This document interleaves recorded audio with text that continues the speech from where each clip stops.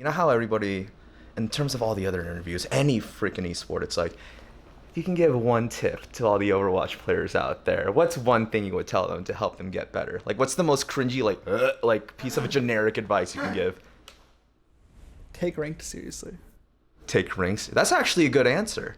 Not cringy at all. It's actually Yeah. true. A lot of people don't even take ranked seriously and they just fuck around because they think ranked is so bad. But the problem is like ranked was really bad, and NA players are still in the same mindset that ranked is still really bad after all the Koreans came Yeah. and trying super hard Yeah. to like they've cleared out that kind of mentality and made it so Uh-huh. much harder. That's why all like the top players right now are mainly Koreans. There's a very few NA Western players who are up there because Right.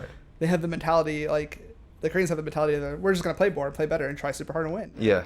That's the only way to improve. Yeah, for sure. Just going into that with a defeatist attitude from the get-go, it's like if you think in your head you already failed or it's not possible. That's why like Team USA originally was so good against like Korea because we didn't think they were like crazy good. Like we just like knew we could beat them, and yeah, Good times. I feel like that was just a couple months ago, but now. it's crazy. They did the voting thing. It was announced like yesterday. Yeah.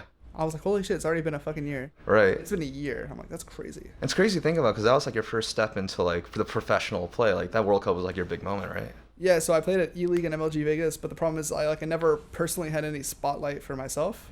I was still like the support player. I was like always overshadowed by like Shadowburn. Yeah. So it was like that team phase was just like Shadowburn only. Yeah. And that's basically it. So like Team USA, I finally got to prove how like good I was, and I beat like all the other trials by like a landslide. Yeah. And I had like one of the best performances I ever played in the World Cup actually when we played South Korea. I like completely shut down Sabiolvi, and it was only Flower that saved them, which was so disappointing because everyone knows how good Sabiolvi is. So I felt so accomplished that I was able to like, because I had like a lot of people against me, like negative feedback, and Team USA was like still to this day one of the only teams that I feel like I was very comfortable playing with. Even like right now, it's very uncomfortable to play with. Still, there's still problems. You'll have their own tendencies to play styles, and it's very hard to fix that kind of like style. But like I played with Adam from years ago. I played with Adam in like World of Warcraft, so like I had good synergy with Adam already, and just playing with Adam again was like really really helpful because I didn't play with him on a pro team. You know, he was on Cloud9 the whole time of his career. So when we finally got to play together, we just like kicked it off. And like I said, the only reason why South Korea won was because of Flower. Me and Adam actually completely outplayed them. Like their supports, it was really bad, and that's all they were talking about was Jae Hong and Toby. So it felt good for us at least. Yeah, for sure. It's cool to hear that there's that history all the way back to World of Warcraft. There's been a lot there. I mean, me and Adam are probably the only pro. I'm actually the only WoW player I think in Overwatch League. That can't be true. Yeah. Really? I was like the only. I was like one of the top WoW players. Like Like a probably the legit best. WoW player? Yeah. Like Oh, legit- okay. Well, there's Raiders. Like I was one of the top PvPers Uh-huh. and Raiders, and then Fraggy was actually a part of the best guild in the world, which was the Finnish guild called Paragon, and like they were best by like weeks. They would beat bosses weeks before other people would beat them. Yeah. So Fraggy was a part of like the very original, like guilds and stuff. So Fraggy was like actually the other WoW player. Dang, that OG WoW crew. I know Fraggy was super into like Dota and stuff back in Fraggy the was day. huge into WoW, like to like fucking 13 hours a day of raiding. What does Pokemon mean to you? I played Pokemon. Actually, Pokemon was my first game ever. It was my first game. I had a Game Boy, I think Color maybe. It was a yellow Game Boy. I think that's Game Boy Color. Yeah, that sounds about right. Yeah, I think it was Game Boy Color, and I used to play the original Pokemon like all the time. My dad bought it for me. I think maybe my mom and dad bought it for me. But anyways, to the point, I used to always play it on the ride to like school in the car on the way back. Yeah, nonstop, just like you turn on the music, always, and like I was always in like the Poke Shop, and I remember that noise like by heart. So I was playing that game for like most of my childhood. First game that got me started, so it means a lot to me because I mean even to this day I'll still have fun and I'll lay back in bed when I'm about to go to sleep, using my phone because I have it like jailbreaked, and I'll play jailbreak Pokemon. I'll just play Pokemon for the night, and it's just fun. It's like one of my first games, so I have like a lot of nostalgia with Pokemon. Yeah, that's a throw. Do you have a favorite version? Probably Silver. Gen 2. Yeah. Why?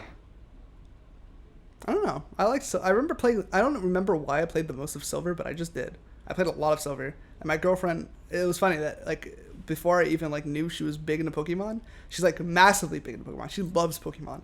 Like she she loves all the Ghost type Pokemons. Like big into Pokemon. It was like crazy. She like knows like every single Pokemon, and it's just wild to me. I'm like, oh, that's actually such a weird coincidence because it was my favorite game when I was growing up. So. Some really dope bonding points. Gold was my favorite version too. I think a lot of like. How old are you? I'm 23, about to be 24 next month. All right, I'm I'm 27. actually 24 on the 16th of June. Gotcha. Okay. Very, very soon Yeah, very coming in. soon. So a lot of people like our age, I feel like Gen 2 is like super duper popular. Yeah. I'm gonna ask you a controversial question. Both Gen 1, Gen 2. Who did you pick as your starter? I'm sorry, let me rephrase that. Who's the best starter to pick? Gen 1, Gen 2. Charmander. Really? Always. But that Brock fight is so hard at the beginning. Doesn't matter. Charizard's the best. Charizard's the best. But I used to, so the first card, I'm actually big into card games as well. And the first card game I ever started collecting was Pokemon. And my dad got me into it huge, like majorly. He had like probably like 8 or 9 holographic like first edition like Charizards. Your dad had those. Yeah. So they were also mine. He like collected them for me. And I had like all these cards, like so many cards, like literally every single like first edition, like first gen cards. He would like get them for me, but he did like he used to build cars and he used to trade like card parts for cards with the guy who owned the card store. Yeah. He had so many extra parts. And that's how like my collection started with the first game. And then I moved on from Pokemon to Yu-Gi-Oh! And from Yu-Gi-Oh! To like Magic the Gathering. And I went to like a national tournament in Indianapolis for Yu-Gi-Oh! And I got top 4. One of the show and jump tournaments. It's a very new. And the Magic the Gathering, I was big in the Magic Gathering. I have like 4 of the Power 9. I have all my cards. I never sold them. I have four 1993. So first year ever released. Birds of Paradise, signed by the creator as well. Yeah, I have I'm big into card games as well. Do you still play MTG? I haven't played in so long, but I really want to start because I know like the casters do. But Magic is very big for me. It's something that I couldn't do online though. It's like very personal for me. Like I want to play in person. I like mind gaming people. It's like poker kind of.